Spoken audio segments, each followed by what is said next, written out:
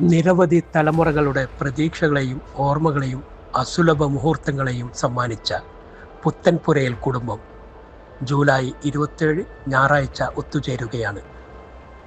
കുടുംബസംഗമം നടക്കുമ്പോൾ ചരിത്രമുറങ്ങിക്കിടക്കുന്ന പുത്തൻപുരയിൽ തറവാടിൻ്റെ താഴ്വേരുകളെക്കുറിച്ച് ഒന്ന് നമുക്ക് പരിചയപ്പെടാം. തലമുറകൾ കൈമാറി വന്ന് താഴ്വേരുകളിൽ എത്തിച്ചേർന്ന് മഹതി മാഞ്ഞുവില്ലെന്ന് നമുക്ക് ആരംഭിക്കാം. തലശ്ശേരി പൊന്യത്ത് താമസിച്ചിരുന്ന ഖദീസു അബൂബക്കർ എന്നീ സഹോദരങ്ങളിൽ ഒരാളായ മാഞ്ഞു വിവാഹശേഷം മെരിഞ്ഞോളി എന്ന പ്രദേശത്ത് താമസം മാറുകയും മാഞ്ഞുവിൽ പിറന്ന 3 മക്കളാണ് മറിയു, മമ്മു, അബ്ദുള്ള എന്നിവർ.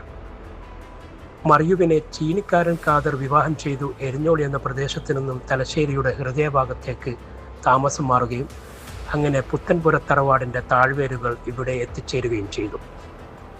പുത്തൻപുര തറവാടിൻ്റെ പരമ്പരകൾ നീണ്ടു കിടക്കുകയാണ്. മറിയു ഖാദർ ദമ്പതികൾക്ക് ഒരാണും 4 പെൺമക്കളും അടങ്ങിയ 5 പേരാണ്. കുഞ്ഞാമി, നബീസു, പാത്തൂട്ടി, സൈനബ, മൊയ്തു എന്നിവരാണവർ. മൂത്ത മകൾ കുഞ്ഞാമിക്ക് 4 മക്കൾ പിറന്നുവെങ്കിലും എല്ലാവരും അകാലത്തിൽ മരണമടയും.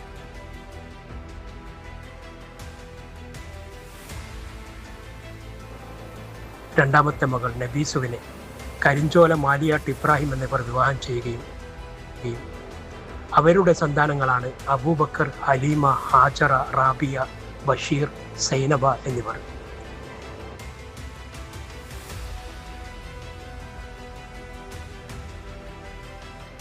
മൂന്നാമത്തെ മകൾ സൈനബയെ വളപ്പിൽ അബ്ദുള്ള വിവാഹം ചെയ്ത് കാഞ്ഞങ്ങാട് താമസം മാറുകയും അവരുടെ മക്കളാണ് മഹമ്മൂദ്, കുഞ്ഞിപ്പാത്തു, കുഞ്ഞാമു, നബീസു, അബ്ദുൽ ഖാദർ, ആയിഷ, അബ്ദുറഹ്മാൻ എന്നിവർ.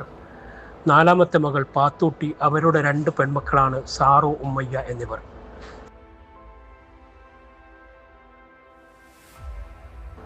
സാറുവിൻ്റെ ഒരേ ഒരു മകളാണ് ബീവി, അവരുടെ ഭർത്താവ് ഹമീദ്. ഉമ്മയ്യുവിൻ്റെ ഭർത്താവ് മൂലക്കായ് ഉമ്മർ, മക്കൾ സുബൈർ, സുബൈദ. മറിയുവിൻ്റെ ഒരേ ഒരു മകൻ മൊയ്തു നീരാട്ടിൽ ഉമൈബയെ വിവാഹം ചെയ്തു. മക്കൾ ഖാലിദ്, മമ്മൂട്ടി, മറിയു എന്നിവരാണവർ. പുത്തൻപുര തറവാടിൻ്റെ കുടുംബം ഇന്ന് പരമ്പരകളായി ഇന്ന് കാണുന്ന രീതിയിൽ വളർന്ന് പന്തലിച്ചിരിക്കുകയാണ്. അൽഹംദുലില്ലാഹ്. മൺമറഞ്ഞുപോയ നമ്മുടെ തലമുറയുടെ കണ്ണികളെ നമുക്ക് ഈ നിമിഷം ഓർമ്മിക്കാം. അവർക്കും പൂർവികരായ എല്ലാവർക്കും സർവശക്തൻ മഗ്ഫിറത്തും മർഹമത്തും കൊടുത്ത് അനുഗ്രഹിക്കട്ടെ.